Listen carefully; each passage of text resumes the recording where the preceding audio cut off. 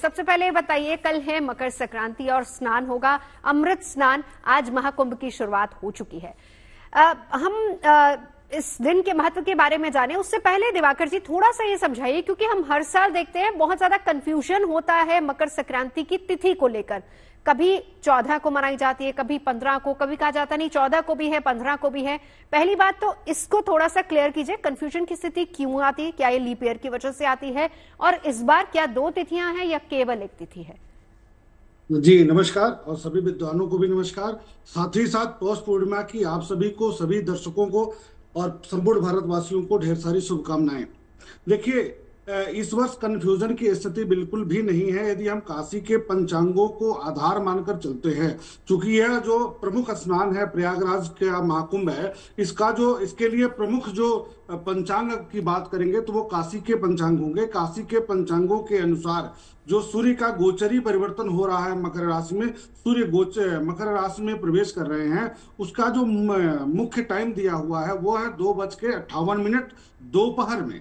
और जब भी संक्रांति होती है तो 8 घंटे पहले और 8 घंटे बाद संक्रांति का काल माना जाता है। इसलिए एक ही दिन, क्योंकि 8 घंटे पहले यदि आप लेते हैं तो भी लगभग 8 बजे के बाद से आरंभ हो जाएगा संक्रांति का पुण्यकाल, और 8 घंटे बाद तक होगा, तो अगले दिन जाने का कोई प्रश्न ही नहीं उठता। इसलिए 14 जनवरी को ही मकर संक्रांति का पर्व मनाया जाएगा। हो सकता है कि दिल्ली के कुछ पंचांगों में थोड़ा सा सूर्य के गोचरी परिवर्तन में अंतर आए तो तिथियों में परिवर्तन हो सकता है, परंतु इसकी संभावना इसलिए नहीं है क्योंकि भारत की जो मानक समय है रेखा है वो प्रयागराज के नजदीक है। इसलिए इसको मेन मान करके, मुख्य मान करके हमें चलना चाहिए। बिल्कुल। और जो अरविंद जी लौटती हूँ, अरविंद जी अब आपसे जानना चाहूंगी, क्योंकि हमने देखा था कि इससे पिछले 2022 की अगर बात करें तब 2 दिन का कंफ्यूजन था, पिछले साल भी थोड़ा सा। ये कंफ्यूजन क्यों होता है सर, थोड़ा सा और क्लियर कीजिए। कंफ्यूजन इसलिए होता है कि तिथियां, जो तिथि है हमारी, इन तिथियों का मान घटता रहता है और बढ़ता रहता है। तो जब घटता है तो कभी यह जो है आपकी 14 तारीख से घट करके जो है तो आगे पीछे हो जाता है, और जब बढ़ता रहता है तो कई बार 15 तारीख को भी जो है मनाई जाती है। चंद्रमा की जो गति है उसके आधार पे जो है तिथियों का चलना होता है। कृष्ण पक्ष में चंद्रमा घटता है और शुक्ल पक्ष में चंद्रमा जो है बढ़ता है। जैसे कि दिवाकर जी ने कहा, बिल्कुल सही कहा कि सूर्य का जो धनु राशि से जो है मकर में प्रवेश है वो इस टाइम पे प्रवेश है, और इससे 8 घंटा पूर्व जो है स्नान और दान का पुण्य शुरू हो जाएगा। तो जैसे दिल्ली आदि क्षेत्रों में कहा जाए तो लगभग 7:15 बजे से जो है स्नान दान का पुण्यकाल शुरू हो जाएगा। और ये देवताओं का जो है एक तरह से कहा जाए तो दिन होता है, देवताओं की सुबह है, जो कि देवताओं की सुबह होगी, और यहां से पुण्यकाल शुरू हो जाता है। कहने का तात्पर्य है कि 2 अयन होते हैं, एक दक्षिणायन और एक उत्तरायण। तो कल से शुरू उत्तरायण हो जाएंगे। उत्तरायण होते ही जो शादी विवाह कार्य और मांगलिक कार्य हैं पूरी जोरों शोर में शुरू हो जाएंगे। और एक इस धरा को, इस जो है पृथ्वी को एक जो है पॉजिटिव एनर्जी प्राप्त होती है, जैसे सूर्य उत्तरायण होते हैं। आदि आपने कहानी सुनी होगी कि उत्तरायण में ही जो है भीष्म पितामह जी ने अपने प्राणों का त्याग किया था, उत्तरायण में ही रावण ने प्राणों का त्याग किया था।